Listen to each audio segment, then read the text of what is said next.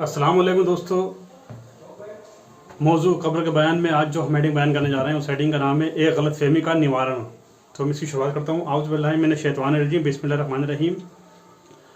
कब्र में रसूल अकरम सल्लल्लाहु अलैहि वसल्लम की दुनियावी ज़िंदगी जैसी ज़िंदगी साबित करने के लिए कुछ लोग निम्नलिखित हदीसें पेश फरमाते हैं। नंबर 1, जब कोई व्यक्ति मुझे सलाम कहता है तो अल्लाह ताला मेरी रूह वापस लौटाता है और मैं जवाब देता हूँ। हदीस अबू दाऊद।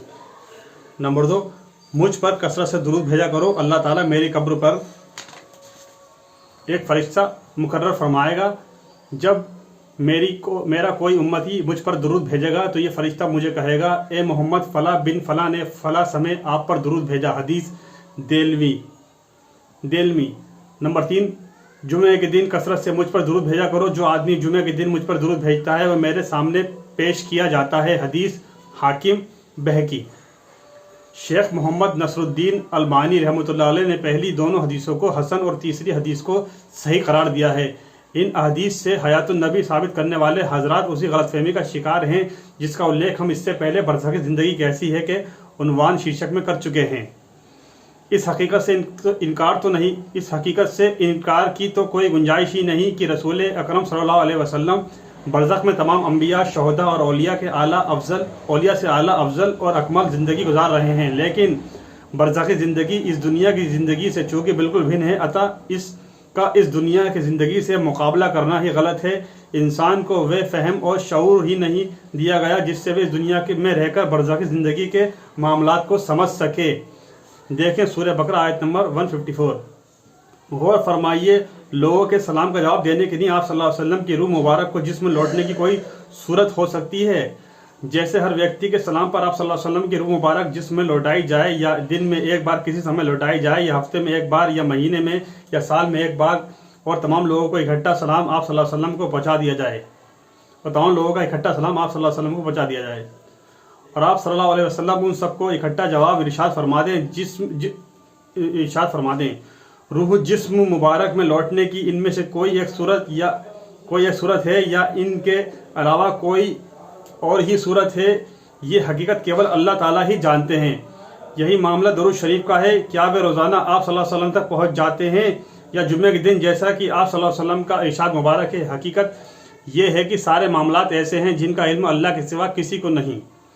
हमारे लिए इन तमाम बातों पर ईमान लाना वाजिब है, लेकिन उनकी हालत को समझना हमारे लिए मुमकिन ही नहीं और ज़रूरी भी नहीं।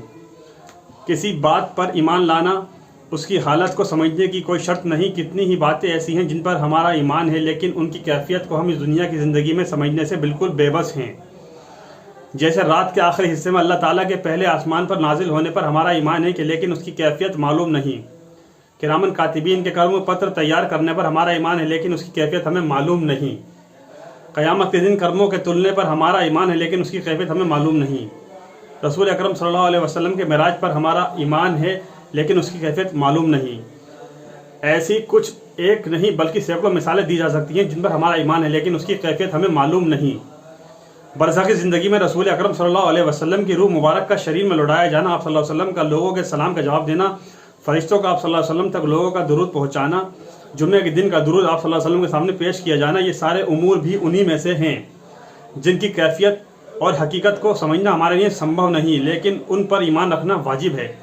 अतः उन हदीस से ना तो रसूल अकरम सल्लल्लाहु अलैहि वसल्लम का अपनी कब्र मुबारक में ज़िंदा होना साबित होता है, और ना ही उन हदीस से ये क़यास अनुमान सही है कि चूँकि आप सल्लल्लाहु अलैहि वसल्लम हमारा सलाम सुनते हैं और उसका जवाब देते हैं, ये हमारी मुरादें और हाजतें पूरी फरमाते हैं, या हमारे लिए इस्तग़फ़ार करते हैं, या कब्र के बाहर तशरीफ़ लाकर औलिया किराम के साथ मजालिस आयोजित फरमाते हैं।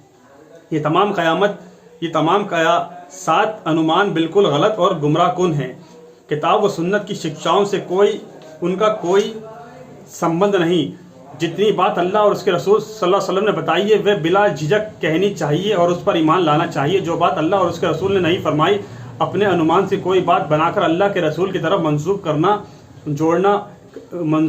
जोड़ना करने से 1000 बार पनाह मांगनी चाहिए। इरशाद नबी सल्लल्लाहु अलैहि वसल्लम है, जिसने जानबूझकर मेरी तरफ झूठ मंसूब किया वह अपना ठिकाना जहन्नम में बना ले। हदीस बुखारी व मुस्लिम। इसमें एक और हेडिंग आ रही है जो आज की आखिरी हेडिंग होगी, उसको बयान कर दूं। हेडिंग है अज़ाब कब्र रूह को होता है या जिस्म को। قبر میں ثواب یا عذاب کی تفصیلات پڑھنے کے بعد قدرتی طور پر یہ سوال ذہن میں آتا ہے کہ عالم برزخ میں ثواب یا عذاب جسم کو ہوتا ہے یا روح کو یا دونوں کو؟ ودوانوں نے اس وشے پر بڑی بحثیں کی۔ کچھ حضرات کا خیال ہے کہ جسم کو کچھ عرصے کے بعد مٹی کھا جاتی ہے، جبکہ ثواب یا عذاب تو قیامت تک باقی رہتا ہے، اتا یہ ثواب یا عذاب روح کو ہوتا ہے۔ کچھ لوگوں کا خیال ہے کہ برزخ میں ثواب یا عذاب کا سنبندھ چونکہ قبر سے ہے، قبر مومن پر کشادہ کی جاتی ہے، قبر میں روشنی کی جاتی ہے، کافر پر اجزے قبر میں ہی مسلط کیے جاتے ہیں، قبر کی دیواریں بار بار میت کو جکڑتی ہیں اور قبر میں کیول جسم ہی ہوتا ہے، اتا سوال یا عذاب جسم کو ہوتا ہے، چاہے اس کا کوئی ایک ذرہ ہی باقی رہ گیا ہو۔ کچھ لوگوں کا وچار یہ ہے کہ الگ الگ ہونے کے باوجود روح اور جسم کے بیچ ایک غیر مرئی سنبندھ قائم رہتا ہے، اتا ثواب یا عذاب دونوں کو ہوتا ہے۔ ہمارے نزدیک یہ مسئلہ بھی انہی مسائل میں سے ہے جن پر ایمان لانا واجب ہے، لیکن ان کی کیفیت کو سمجھنا سمبھو نہیں۔ اللہ تعالیٰ اس بات پر پوری طرح قادر ہے، چاہیں تو مٹی میں ریل مل جانے والے جسم کو ثواب یا عذاب دے، چاہیں تو روح کو دے، اور چاہیں تو روح اور جسم دونوں کو دے۔ ہمارے نزدیک یہ ایک بے مقصد اور لا حاصل بحث ہے جس میں پڑھ کر نہ ہم اپنا سمے نشٹ کرنا چاہتے ہیں نہ پاٹھکوں کا۔ اگر اس بحث کا ہماری ہدایت کے ساتھ کچھ بھی سمبندھ ہوتا تو رسول رحمت صلی اللہ علیہ وسلم اس کا ضرور اسپشٹیکرن فرما دیتے، اتا ہمیں اتنی بات پر ہی اکتفا کرنا چاہیے جتنی اللہ کے رسول صلی اللہ علیہ وسلم نے بتائی کہ عذاب قبر حق ہے اور اس سے پناہ مانگا کرو۔ ساتھیو، آج کا موضوع یہیں ختم ہوتا ہے۔ انشاءاللہ اس قبر کے بیان کے نیکسٹ ایپیسوڈ میں ہم جو ہیڈنگ بیان کریں گے وہ ہیڈنگ ہوگی آنکھیں رکھنے والے، عبرت حاصل کرنے والے، عذاب قبر اور ثواب قبر کی کچھ شکشا پرد گھٹنائیں، عذاب نبوی کی گھٹنا، قبر کا بچھو، کیڑی قبر، قبر میں سانپ اور بچھو، قبر میں کپکپی، سانپ، قبر میں خوشبو، یہ بہت سے مختلف موضوع ہوں گے، ہیڈنگ ان کی میں نے بیان کری، ان کو ہم انشاءاللہ اگلے ایپیسوڈ میں رکھیں گے۔ تب تک کے لیے آپ سے اجازت چاہتا ہوں۔ آپ میری ویڈیو کو لائک کیجیے، شیئر کیجیے، اس پہ کمنٹ کیجیے، اور میرے چینل پر نئے آئیں تو سبسکرائب کر لیجیے، بیل آئیکن کو پریس کر کے بلیک کر دیجیے تاکہ میں جیسے نئے ویڈیو اپلوڈ کروں اس کا نوٹیفیکیشن اور آپ کو مل جائے۔ آپ ویڈیو دیکھ اور سن کر دوسرے لوگوں تک ویڈیو کو شیئر کر دیں۔